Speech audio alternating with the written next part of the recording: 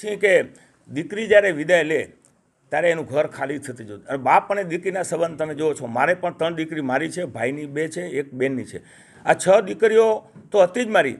હું બધા અમારા સમાજની દીકરીઓ પણ દીકરીઓ કહું છું, પણ આ બ્રહ્મ સમાજની દીકરીઓ હવે એમ લાગે છે કે મારી અત્યારે લગભગ 100 નહીં પણ 1000 દીકરીઓ છે એમ માનું છું. અને એના માટે ગર્વ છે કે આ કન્યાદાન કરવું એ વિશેષ મહત્ત્વ છે. અને એમાં બ્રહ્મ સમાજની દીકરીનું વિશેષ કરવું એ મહત્ત્વ છે.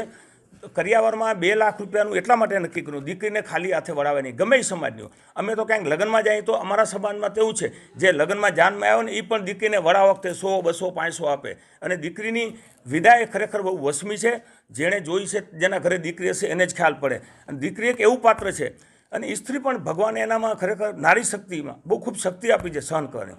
એટલે આપણે એ છીએ આ દીકરી દીકરાઓ આજે સમૂહ લગ્નમાં આજે જોડાવાના છે બધા, એને આટલા બધા હજારો લોકોના આશીર્વાદ મળશે. આવા માહોલમાં જ્યારે લગ્ન થાય ત્યારે જીવશે ત્યાં સુધી યાદ રાખશે, બ્રહ્મ સમાજ યાદ રાખશે, મારો સમાજ યાદ કરશે. આપ સૌ પણ યાદ રાખશો કે આવો ભવ્યથી ભવ્ય પ્રોગ્રામ અમારા કચ્છમાં થયો હતો. એટલે આપણે સૌ સાથે મળી લગ્ન નથી મળતો, આને આપણે ઉત્સવ મનાવો છે.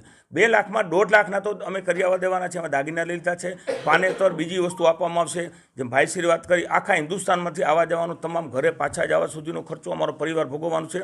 અહીંયા ભોજન છે સારામાં સારી પાર્કિંગની વ્યવસ્થા. ઓછામાં ઓછી 50 એકરમાં આ પ્રોગ્રામ થવાનો છે. આપ સૌ જાણતા હશો લીલાસા કુટિયાટે સ્વામી લીલાસાની જગ્યા છે, સિંધી સમાજની ખૂબ મોટી છે, પણ ત્યાં પણ બધા માણસો ન હોય, પણ પ્રોગ્રામ બધો ત્યાં જ થશે. એટલે આપ લોકોને પણ હું હૃદયપૂર્વક આમંત્રણ આપું છું. અને આપણા મિત્ર સર્કલને પણ આપ આમંત્રણ આપજો. અને ખાલી હાથે જેમ ન મુકાય એના માટે બ્રહ્મ સમાજ સાથે ચર્ચા કરી.